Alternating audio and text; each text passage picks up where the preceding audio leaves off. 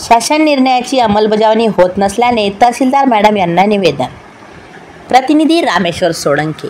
नमस्कार, मी भाग्यश्री महाराष्ट्र न्यूज 24 लाईव्हमध्ये आपले स्वागत करते।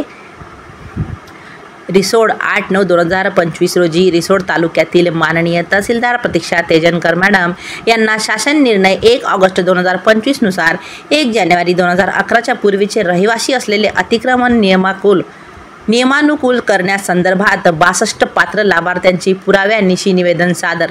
मौजे गोबनी तालुका रिसोड जिल्हा वाशिम येथील बरेच कुटुंब मागील 40 वर्षापासून प्रयोजनासाठी अतिक्रमण करून राहत आहे व तो ग्रामपंचायतीचा भोगवटदार म्हणून घर टॅक्स भरत आहे।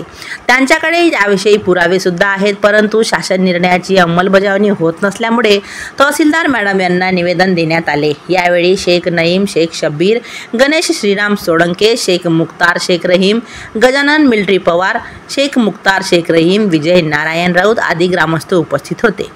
Maharashtra news 24 live Risod reporter Rameshwar Solanke तसेच मी भाग्यश्री यांच्यासह आपली रजा घेते। भेटूया पुढील बातमी सत्रात। नमस्कार।